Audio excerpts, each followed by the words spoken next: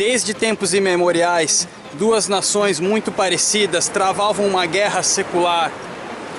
Uma guerra que chegou até os portugueses e ajudou a moldar o território brasileiro. Inclusive, até hoje, essa guerra serviu como divisão entre o litoral sul e o litoral norte do estado de São Paulo. Eu estou falando dos tupiniquins contra os tupinambás. A Confederação dos Tamoios foi o maior derramamento de sangue do período colonial e ajudou a moldar a história do Brasil.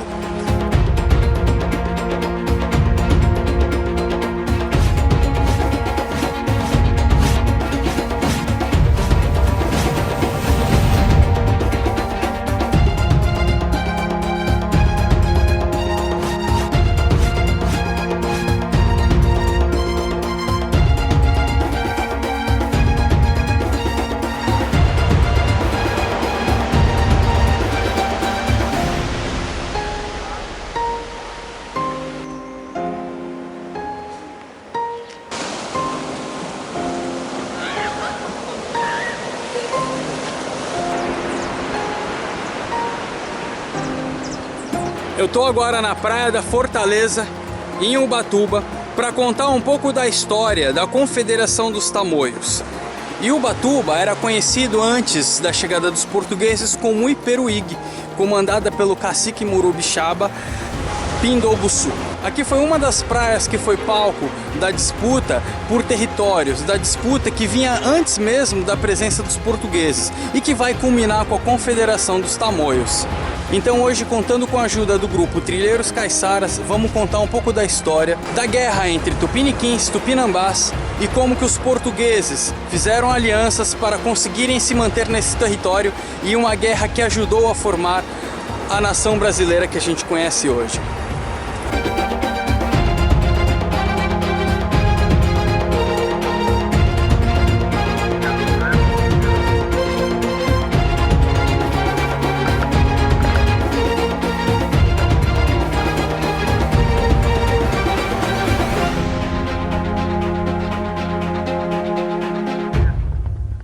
As expedições tupinambás, elas partiam daqui tanto por terra quanto por mar.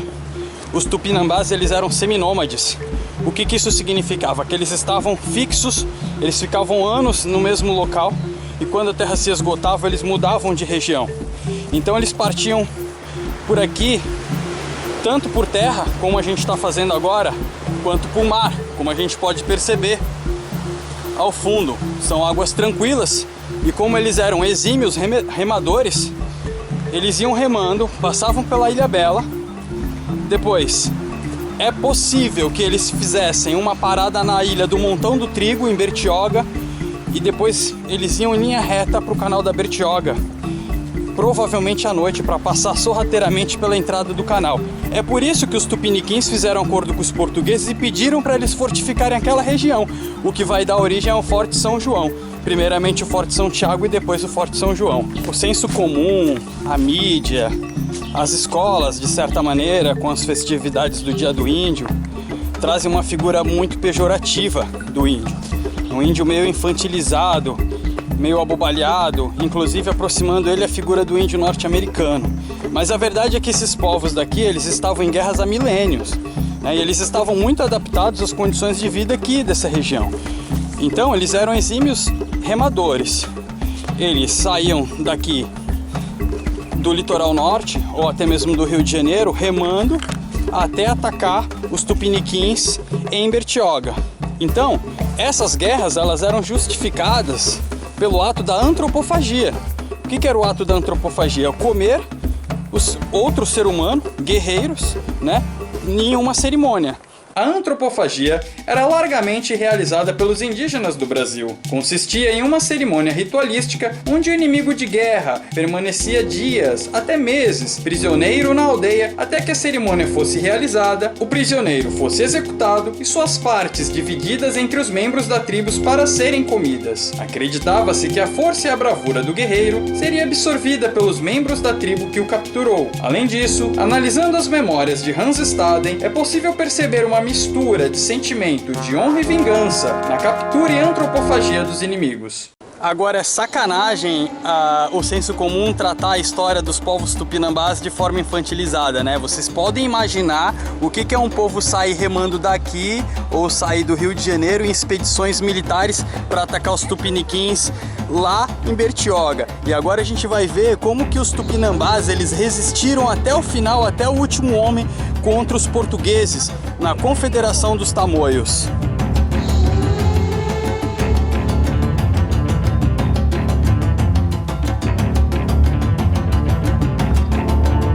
Essa árvore aqui é brejaúva. É dela que os índios costumam fazer os arcos. Existem outras palmeiras que eles usam também, mas é extremamente flexível e resistente, além do fruto ser uma delícia.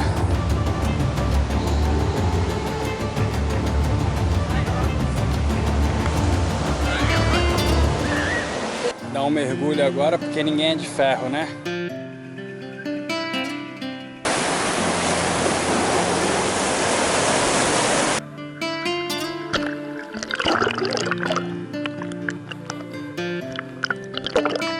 Desse ponto de vista, até que a vida de um náufrago não era tão ruim assim, né? Olha só o visual que eles tinham aí todo dia. Brincadeiras à parte, devia ser sim uma vida muito dura, e no século XVI e no século XVII foi o cotidiano de muita gente. As embarcações passavam por aqui e deixavam os náufragos, deixavam os degredados. Muitas embarcações afundaram, como foi o caso da embarcação de Leonardo Nunes, o padre, enfim. Então agora vamos dar sequência então a nossa jornada e vamos ver como que os tupinambás eles se aliaram, eles se juntaram na chamada Confederação dos Tamoios. Vamos nessa.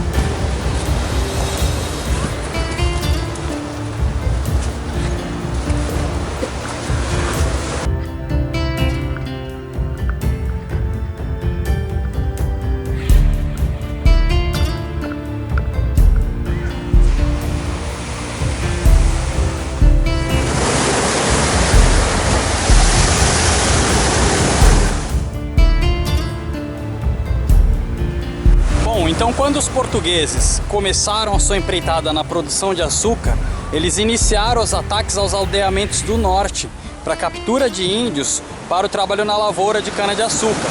Em um desses ataques, eles capturaram o líder Morobixaba, Cairuçu, que foi feito escravo num dos canaviais. Então, seu filho Aimberê, ele começa a organizar todas essas populações daqui do norte, os aldeamentos, e forma uma confederação, que ficou conhecido como a Confederação dos Tamoios.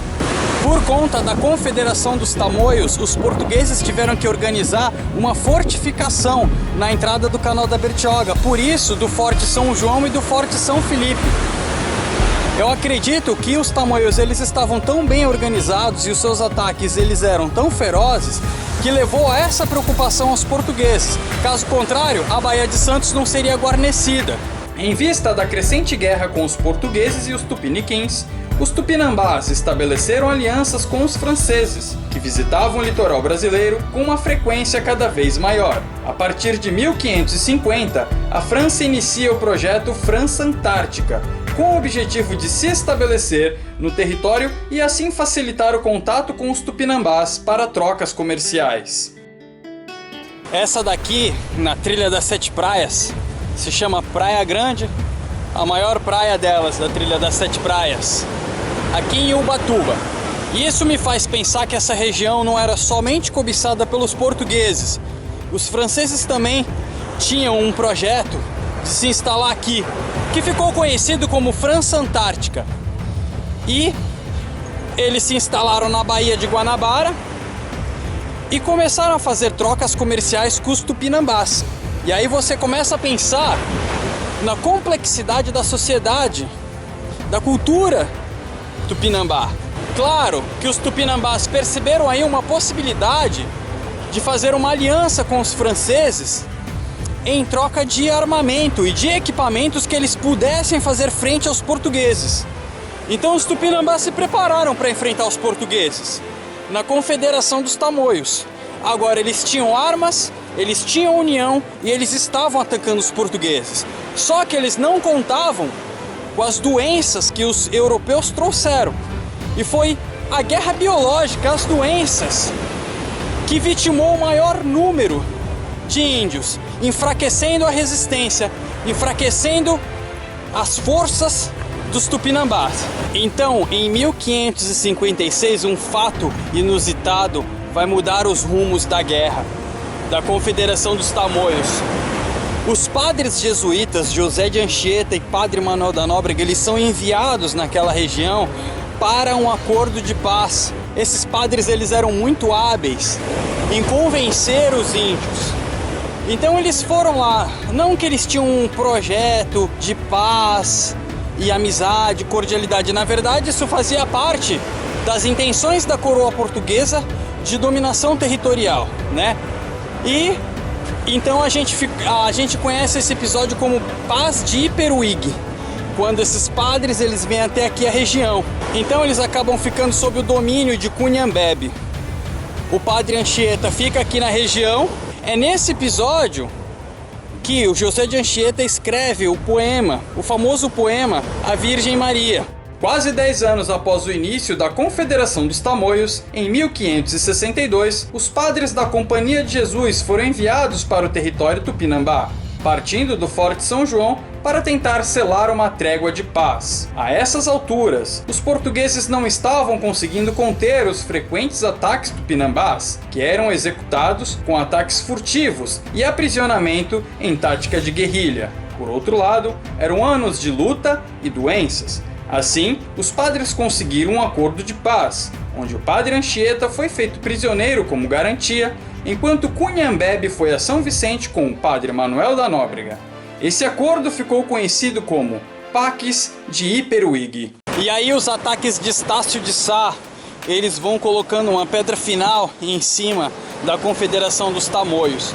Um grupo ainda liderado por Aimberê se retira para o Cabo Frio, junto com alguns franceses, mas a França Antártica também já estava fazendo água e os franceses vão embora. E lá em 1575 é travado o último combate entre portugueses e tupinambás. E milhares de pessoas foram mortas, foram massacradas e queimadas enforcadas. E essa região toda aqui, por muito tempo, ela se tornou um grande deserto, depois que os portugueses acabaram definitivamente com a Confederação dos Tamoios.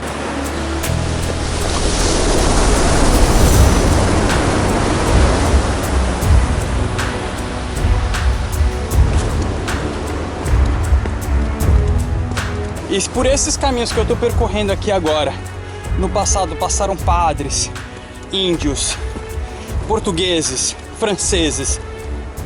E no fim, toda essa população tamoio foi massacrada, foi dizimada. Essa região aqui vai se tornar um grande deserto. E aí vai favorecer a pirataria, uma vez que muitas embarcações usavam as rotas de Vasco da Gama para chegar ao cabo. Então, essas embarcações piratas muitas vezes ficavam escondidas em Ilhabela ou aqui nesse litoral. Assim que eles avistavam uma caravela mercante, eles atacavam. Então, o final do século XVI ele foi marcado pela pirataria. É curioso como esse passado colonial aos poucos ele vai sendo retomado. Esse caminho, por exemplo, pertence à rota pedestre do Passos dos Jesuítas, que é o caminho que você faz saindo de Peruíbe até aqui, o litoral norte, né, que seriam os possíveis caminhos que os padres jesuítas eles utilizavam, além das embarcações. E aí eu fico pensando, apesar de na história a gente não trabalha com si, o que teria sido dos tamoios se eles não tivessem sido dizimados pelas doenças, se eles conseguissem derrotar os portugueses? Eles estavam muito bem organizados, com um comércio estabelecido com os franceses. Outras nações viriam, mas como teria sido esse comportamento? Com certeza, a história do Brasil seria bem diferente. Talvez a gente nem tivesse esse nome aqui. Mas os tamoios acabaram sendo dizimados. Essa região virou um pleno deserto. E a gente entra num outro período do Brasil colonial, o período em que Portugal e Espanha se tornam uma só coroa, o que vai ter reflexos direto aqui na região. Vamos nessa!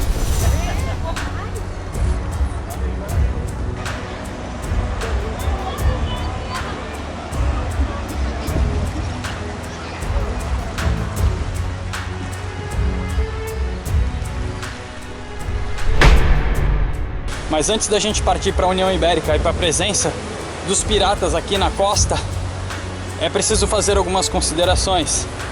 Percorrer a trilha das 7 praias aqui em Ubatuba foi fundamental para eu entender as estratégias, parte delas, que os tupinambás utilizavam para atacar os tupiniquins no canal da Bertioga, né? Então sair daqui remando, passar a Ilhabela, parar no Montão de Trigo e do Montão de Trigo seguir reto, uma vez que a ilha do Montão de Trigo fica bem no meio entre Ubatuba e Bertioga, ao mesmo tempo em que os tupinambás também faziam esse percurso a pé, por essas trilhas, por esses caminhos.